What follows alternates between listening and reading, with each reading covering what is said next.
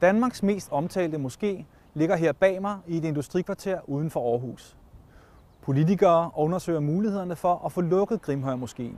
De mener, at unge muslimer bliver radikaliseret her. Vi besøger formanden for moskéen, Osama El Saadi, for at finde ud af, hvad det er, han egentlig mener.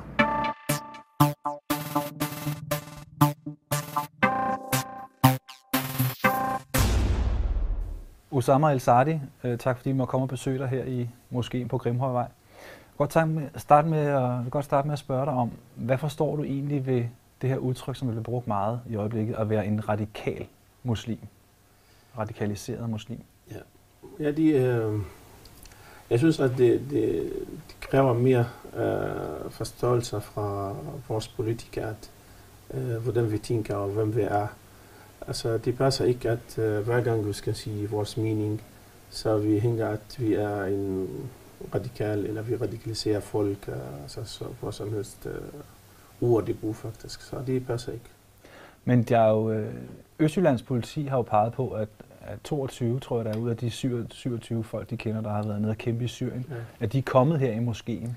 Jamen, hvis jeg forstår det rigtigt, hvad politiet de siger, at de får deres gang i moskéen. De har aldrig sagt, at de har været inde i moskéen, eller det har været en del af moskéen. Plus at jeg må stille et spørgsmål til dig, til alle journalister, til alle medier, til politikere. Jamen, det er godt, at vi finder ud af det, at det er 22. Det er for deres gang her i Grimhøjvej-moskéen. Ja. Må jeg spørge, hvor det er resten af 88 personer? Hvor er det hen? Jeg ved det ikke, men det tænker jeg, at politiet måske ved. Jamen, når vi snakker om 22, så også jeg har folk i Danmark, der har ret til at spørge om, hvor det er resten. Ja. Vi finder, at det er 22, så vi snakker med dem, og vi laver godt arbejde. Ja. Alle medier i hele verden, de kommer til os og roser os og siger, at vi laver en rigtig godt arbejde og rigtig fine samarbejde med politi. Ja. Men desværre vores politikere, medier, de har aldrig fokuseret på det. Ja. Og de har aldrig spørget, hvor resten, hvor er det den 88 personer, hvor er det hen? Men hvad forstår du ved korrekt islamisk tro? Altså, vi har hørt dig tale om det her med et kalifat og så videre. Hvad forstår du ved korrekt islamisk tro? Vi siger, at islam er islam. Islam er, hvad det kommer fra Allah subhanahu wa ta'ala, fra Gud, som det fortæller profeten Muhammad, som sådan han det er Koran. Og hvad profeten Muhammad forklarer til os med Koran, og hvad hans kammerater, kan man sige, forklarer til os. Så det er vores forståelse af islam. Vi siger, at det er en religion, som vi accepterer at være, som være muslimer. Så vi skal tage alt, hvad de kommer fra Koran, fra profeten Muhammad, fortællinger og fra hans kammerater, hvordan det fortolker det. Ja. Men ønsker I, at der bliver lavet et kalifat i Mellemøsten? Jamen, vi ikke siger, at vi skal have et kalifat. Vi siger, at vi håber, at kalifat de kommer igen, fordi det var det. Ja. Men fra cirka 100 år, det bliver en stor problem med Tyrkiet, altså dengang, så det har annulleret den. Men så vi siger, at vi håber, at de kommer igen på stedet igen. Lige nu er der men det er meget vigtigt, ting, at når vi snakker om kalifat, ikke ligesom nogle politikere, de siger, at vi skal have den i Vesten eller i hele verden. Vi siger, at kalifat som en islamisk stat, som alle muslimer har ret til at bruge under, og under sharia-lov og så alt muligt. Men vi snakker om kalifat i en islamisk land, kan man sige, hvor de accepterer folk, at de bor under det. Men vi aldrig siger, at vi skal presse på folk her i Danmark eller andre lande, hvor de skal være under kalifat. Det duer ikke. Den fortælling, det er forkert.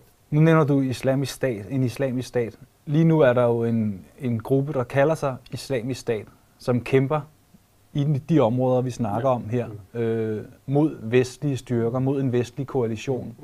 Hvem håber du vinder den kamp eller krig? Når jeg snakker om kalifat, jeg snakker ikke om en organisation. Nej. Jeg snakker generelt om islamisk stat, hvor de folk som muslimer bor under. Ikke? Ja. Så når jeg snakker om hvem skal vinde eller hvem det kan, så vi er som muslimer, vi aldrig kan man sige kæmpe for at vinde. Vi kæmper for at beholde vores religion, kan man sige. At man vender, så det er op til Allah, op til Gud. Han vælger, at skal vende nu, eller skal ikke vende nu. Men når vi siger, at vi er imod krigen i Mellemøsten. Vi er mod krigen mod alle folk, som de har bor under tryk mere end 20 år nu. Ja. Krig i Afghanistan, og efter krig i Irak, og mere end 2,5 eller 3 millioner folk, de bliver dræbt eller døde i Irak. Vi hører om meget, meget svært og dårlig måde, det bliver folk dræbt i Irak, for eksempel Syrien.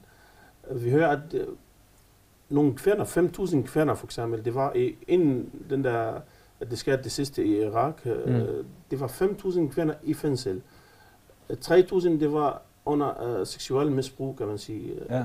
Det var 1.800 gravide på grund af, at det var inde i fængsel. Så der er ingen har sendt deres flyvemaskine, kæmpe flyvemaskine til hjælpe dem, eller finde en løsning til det. Så folk de finder en måde, hvor vi kan tage deres rettigheder. Så derfor vi siger, at hvorfor skal vi involvere? Hvorfor Danmark skal involvere på en krig, som de tilhører ikke os? Som vi er muslim. Jeg bor i Danmark. Jeg er meget glad, og jeg er dansk muslim. Jeg vil ikke have, at vi gentager vores erfaring med krig i Irak eller Afghanistan. Og så du er modstander af den krig, der er i gang mellem Islamisk Stat, organisationen Islamisk Stat og Vesten? Yes. Men hvem holder du med? Jamen, det er svært at jeg siger, at når jeg er imod krig, så jeg er imod krig. Jo. Jeg vil ikke have krig, men jeg giver ret til folk på nogle steder, som de tager deres rettigheder, som du kan sige, hvad Bashar han laver med Syrien folk, ikke? Bashar al-Assad. Yes, Bashar al-Assad, yes. Og så du kan sige, hvad også Maliki han går med folk i Irak, og så andre steder også. Så folk har ret til tager deres rettigheder, at bruger fri og uden tryk, uden der er nogen, der kommer.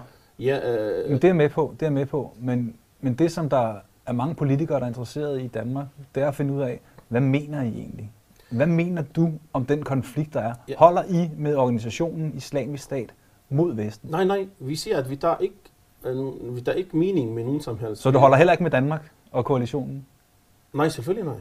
Det gør du ikke? Nej. Fordi Danmark har jo sendt jagerfly ned for at bombe Islamisk Stat. Jo, jeg er ikke enig. Selvfølgelig nej. Fordi vi har, der hvad jeg siger, at til sidst, vi vil få nogle civile, der bliver dræbt. Mange civile, der bliver dræbt. Og så bagefter, så det kommer nogle dokumentarfilm, der snakker om, det var fejl her, og så fejl her, og så vi ikke mener det. Og så så det kommer vores unge, som soldater, som danske soldater, de kommer med krigs, derfor de kommer hjem igen, uden, eller bliver hjemme uden. Men det er med på, det er med på, men jeg synes bare, det er vigtigt at forstå, om I holder med organisationen Islamisk Stat, som hele Vesten mener er en terrorgruppe, som opfører sig helt frygteligt og barbarisk. Ja, holder du med dem? Nej, jeg vil sige til dig, vi siger vores mening, at det kræver en ægte opløsning. Nu du siger, det kræver en hvad? En ægte oplysning om situationen der. Om hvad der foregår, ja. Du siger til mig, at terrorgruppe eller alt muligt ting. Og jeg siger til dig, vi er udlagt Irak, fordi vi vil gerne flytte demokrati til Irak. Så vi fjerner Saddam Hussein. Ja. Så til sidst, du kan sige, hvad vi har. Og vi dræber mere end 3 millioner folk. Og så bagefter, og det kommer meget klart, at den information, vi har brugt til krig mod Irak, det var falsk. Jamen, jeg er med på hele det der, alt det der. Det der også været masser af kritik af i Danmark, at grundlaget for at gå i krig i Irak var forkert. Og der er også nogen, der snakker om, at grundlaget for at gå i krig mod Islamisk Stat er forkert. Men mit spørgsmål er jo noget andet. Det er jo, når du sidder her i Danmark, holder du så med Islamisk Stat? Håber du, at Islamisk Stat de får skudt nogle af de danske jagerfly ned og får fortrængt Vesten? Nej, selvfølgelig nej. Jeg vil ikke have nogen, der dræber nogen som helst. Nej, selvfølgelig. Så du holder ikke med Islamisk Stat? Vi holder, at vi skal have frihed. Vi holder, at vi skal have ikke nogen, der bliver dræbt. Vi skal have, at vores land bliver godt, og der er ikke nogen, der ødelægger den. Så vi håber, alt det bor i fred og ro, kan man sige. Okay. Så du holder ikke med Islamisk Stat? Jeg holder ikke med nogen som helst, nej. Men du vil ikke sige, at jeg holder ikke med Islamisk Stat? Nej, selvfølgelig. Jeg kan ikke sige, fordi jeg er imod krig. Så når jeg er imod krig, jeg skal være natural. Okay, så du er neutral i den konflikt? Yes. Okay. Nu har der været meget fokus på Grimhøjmoskeen, fordi at Østjyllands politi har meldt det her ud med, at en del af dem, der har været at kæmpe i Syrien, at de er kommet her. Kender du nogle af de mennesker, som er kommet her, og som er så taget til Syrien for at kæmpe. Hvordan vil du beskrive dem? Den er rigtig godt unge, så de er uddannet, og de kommer tilbage til deres skole og så arbejder. Og efter de har været nede og gå i krig? Ja, men jeg ved ikke, hvor meget de har blandet med krig, så politiet de kender mere end mig. Ja. Men igen, når jeg siger, at vi laver en rigtig godt arbejde, når de kommer, så de har sagt, at vi har modtaget dem godt, og så vi snakker med dem, og vi bygger et broen mellem dem og politi og myndigheder, så de snakker sammen nu. Så ting, de går rigtig godt. Hvordan snakker I med dem? Hvad siger I til dem? Jamen, vi siger, at de er vores land. Hvis du rejser til hjælp Syrien-folk, så du har gjort det. Lige meget hvis det var en humanitær arbejder, eller du har blandt med en eller anden krig. Kender I til nogen, som har været nede og deltage for Islamisk Stat? Nej, fordi det meste af dem, eller alle dem faktisk, når de kommer, det var inden Islamisk Stat, det startede med deres handling. Okay, så på hvis side har de kæmpet? Har de kæmpet mod Bashar al-Assad? Yes. Okay. Det er kun mod Bashar al-Assad. Men hvem har de været tilsluttet? Hvem har de været sammen med? Jeg kender ikke meget oplysning om det her faktisk, fordi det er kun politi, der snakker om detaljer. Ja. Så vi kommer ikke ind meget med oplysning, så fordi de vil ikke snakke. Men afviser du, at der er nogen med tilknytning til Islamisk Stat, som kommer her i moskeen? Jeg kender ikke nogen, som de er tilknyttet til Islamisk Stat. Du kender ikke nogen, men kan det være, at der kommer nogen alligevel, uden du kender dem? Det ved jeg ikke. Nej. Det er politi eller PET, de ved det mere end mig faktisk. Ja. Okay. Hvordan kan det være, at der er jo masser af moskéer rundt omkring i Danmark, hvordan kan det være, at det lige er jeres, der er kommet så meget fokus på? Jamen fordi det er en 22 ung, som de får deres gang til Grimhøjvej-moskeen, og så har de glemt den 88 resten. Hvor er de hen? Det er igen det samme spørgsmål. Hvor er de hen? Men så det spørgsmål, jeg tror, du skal nok svare til, give den til politikere. Hvorfor os? Hvorfor vi skal? Er det fordi, vi er meget klar? Vi er ærlige, vi siger vores mening. Er det derfor, vi skal straffes? Fordi vi siger, at vi der er stærk afstand mod alle slags vold, og så vi skal beholde det her land gren, altså uden problemer, uden ting. Uden det skal nogen vold eller terrorangreb eller noget som helst. Er det derfor, vi skal straffes? Men I skal vel ikke straffes, hvis der er vel ikke nogen, der skal straffes, mindre de begår en forbrydelse? Jamen, prøv at sige her, har vi gjort nogle ting hos de politi, de ved det, PET, de ved det. Har vi gjort nogle ting, som begår nogle dårligt for Danmark, som kriminal, som terror for eksempel? Vi snakker bare. Vi siger vores mening. Altså, det duer ikke, at når jeg siger min mening, så ytringsfrihed det skal være grænset. Altså, når andre siger nogle dårlige ting om islam og kritiserer islam, og de kalder sig selv, at de er islamiske kritisere eller muslim kritisere, så er det helt fint. Men hvordan kan du på den ene side gå ind for åben ytringsfrihed og åben debat, når du på den anden side drømmer om en islamisk stat i Mellemøsten? Men vil det være hvem skal lede den islamiske stat? Så folk skal vælge. Så det skal være demokrati? Jamen, når vi siger, at vi er imod demokrati, det er ikke alle, hvad de kommer på demokrati. Det er mange ting i demokrati, det er det samme som at vi vælger vores præsident, at vi vælger, hvem der driver det her forening for eksempel, eller moskeen, eller institutioner, eller folk, der vælger, hvad de vil, hvad det er bedst for dem. Så, når vi snakker om demokrati, det var nogle ting, når de kommer tit på religion, så når det bliver mod religion, så vi er mod demokrati. Eller det er mange ting af demokrati, eller mest af demokrati. Det kan godt være, at det er det samme, som vi tænker. Som muslim eller islamiske regler, de siger. Men hvad synes du om det demokrati, der er i Danmark? Det er rigtig flot. Okay. Hvad er det, der er flot ved det? Det er alt ytringsfrihed, frihed, rettigheder, alt. Men hvordan ser dine drøm om en islamisk stat i Mellemøsten ud? Hvordan skal den form være? Det er stadigvæk, at folk som muslimer, de kræver, at det bliver under en islamisk sharia-lov, kan man sige. Ikke? Og sharia-lov, vi kan ikke... Hvor man godt må stene kvinder? Undskyld? Må man stene kvinder? Må man stene kvinder? Jamen, det er op til domstol, hvad det siger. Så men det er domstol, hvor man kan dømme kvinder til stening? Ja, men det kræver rigtig meget ting, så det er ikke nemt. Men er det rigtigt? Jamen, pas på, at man stener kvinder, så det er ikke nemt. Hvis hun vil ikke, så man kan ikke stene hende. Så det er folk, der skal forstå det. Hvis hvis hun ikke kommer, hvis kvinder, selve kvinder, og så det misforstår går helt rundt. Hvis selve kvinder, hun kommer ikke til dommen og siger, jeg gør nogle dårlige ting, og så jeg kræver, at du stener mig. Ellers man kan aldrig komme en kvinde og så stene den og sige, det er islamisk lov. Så hun skal selv vælge at blive stenet? Yes. Man kan aldrig komme en dame og sige, at hun skal stenes. Det duer ikke. Det passer ikke. Men vil der være, i sådan en islamisk stat, du drømmer om, vil der være plads til, at meninger og holdninger kan brydes på helt samme måde som i et dansk samfund? Det skal være, men samtidig det skal passe på, at det ikke går, kan man sige, det er nogle... Men det er under religionens lov? Yes, ja. Under religionens lov, hvor at man ikke går noget, hvis hvad Allah subhanahu wa ta'ala, hvad Gud siger til os. Ja. For eksempel, vi har 5 bønner om dagen, så man kan ikke lave stemning, at skal være lave den 4, er det bedre eller nej. Så vi har Ramadan for eksempel, man kan ikke lave stemning, at vil du være Ramadan i sommer, det er meget svært, så vi laver Ramadan kun, når det er, så det duer ikke. Så der er nogle ting, som det er fast, man kan ikke ændre på. Men hvis der kommer et kalifat dernede, efter den krig, der er i gang nu, vil du så tage derned og bo? Jamen, det vil jeg ikke. Ja, det er svært faktisk for mig at sige. Hvorfor? Jeg er dansk borger nu, og så kan man sige, jeg er dansker, og så jeg bor rigtig godt her, så der er ikke nogen, der presser på mig, eller vil gerne have mig, at jeg skifter min religion for eksempel. Hvis det kommer den dag, hvor Danmark mister rettigheder og mister frihed, og man kan ikke bo her, så selvfølgelig, at jeg vil gerne tage min religion og finde en anden sted, hvor jeg kan bo fri. Men hvordan kan det være, at du på den ene side gerne vil have en islamisk stat opbygget i Mellemøsten, og så på den anden side, så vil du hellere bo her i Danmark, hvor du kan bo trygt og godt i et velfærdssamfund, som kan hjælpe dig og alt muligt? Jamen, jeg bor godt, men du ved aldrig, hvordan folk de bor der. Folk de bor under rigtig svært tryk faktisk i Mellemøst. Folk de kan ikke, du kan sige, de døde nu. Folk de døde nu, mens vi snakker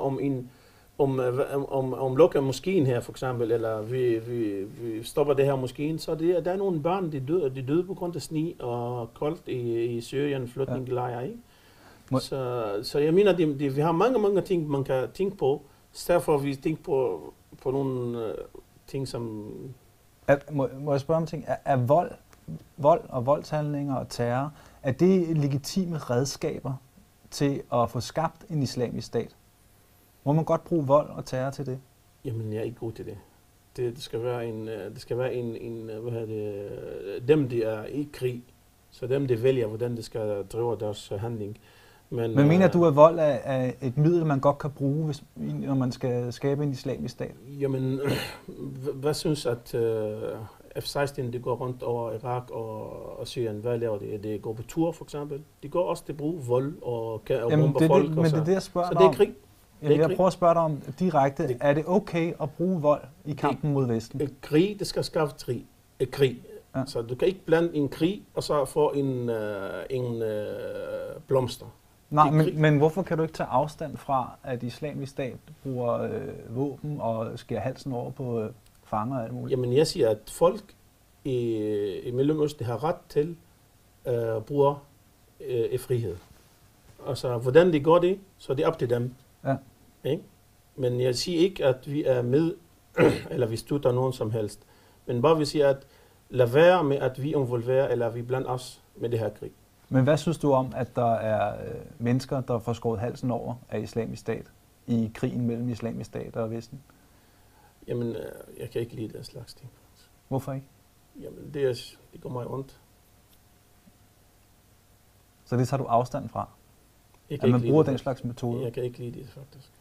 Tager du afstand fra vold generelt? Yes. Eller? Jeg tager stærk afstand fra vold og terrorhandling, hvor som helst, og hvem det er, lige meget hvem det har gjort det. Okay, men nu er der en krig i gang, så er det noget andet? Ja, der er krig. Når det er krig, så derfor vi siger, at inden vi blander os med krig, så man kan godt sige mere mening, og så man kan godt forklare mere ting, ikke? Altså, men nu, når det er krig, så man stopper. Man skal være natural. Det er vores side nu, at vi er natural. Vi er med Danmark, og vi er med folk i Mellemøst. Vi støtter ikke nogen organisation. Vi støtter ikke nogen navn, som du vil. Vi siger, at vi er imod, at muslimer bliver dræbt hver gang der er nogen regning, vi skal betale for Mr. Obama eller USA. Der er mange politikere, der snakker om, at de vil se, om man kan få lukket den forening, som vi har her, den muslimske sammenslutning, som står bag moskeen. Hvad mener du om de holdninger, at de gerne vil lukke dig? Jamen, politikere, de har deres egen agenda, hvordan de tænker faktisk. Men hvad sker der, hvis jeres forening bliver lukket? Hvad gør I så? Vi går hjem, og vi finder en anden lokaler, hvor vi kan fortsætte vores bøn, for eksempel. Og så vi samler os i lejligheder. Laver en ny forening? Mange foreninger måske. Ja. Vi laver 10, 15, 20 stykker foreninger. Derfor så de lukker en, så vi passer på, at de lukker ikke den anden igen. Så det er mange løsninger. Det lyder smart. Ja, det er meget klar. Jeg siger det. Så det hjælper ikke hverken at lukke en moské som den her, vi sidder i, eller det hjælper heller ikke at lukke jeres forening? Fordi jeres holdninger og tro vil altid være den samme. Siger, en politiker, de spørger hende det samme her. At hvis det, så de siger, at det er en skridt, det første skridt. Ikke? Ja. Så det betyder, at det vil lukke andre moskéer bagefter. Altså, jeg vil sige til dig, at når de kommer den dag, de lukker det her forening, eller moskeen, eller alt hvad du kalder det. Så jeg synes, det er den dato, hvor danskere mister deres rettigheder, deres frihed. Og det duer ikke, at du mister din frihed på grund af Osama al-Sadi, han siger en mening. Altså vi trykker på danskere, på alle folk her. Det duer ikke. Jeg siger min mening. Kom med en anden mening. Jeg siger, at jeg er imod alle slags vold, men hvorfor har jeg ikke plads til, at jeg siger min mening? Hvorfor andre de har det? Men hvis du vil lukke den, så det betyder ingenting for os, fordi vores religion, de afhænger ikke af morstien eller en lokal eller noget, hvor vi har været før. Det er kun 5 år siden den her forening, eller måske hvor vi har før. Og så når de lukker den, så jeg siger, det er mange alternative løsninger, så ingen problem. Osama al-Sadi, tak skal du have. Selv tak.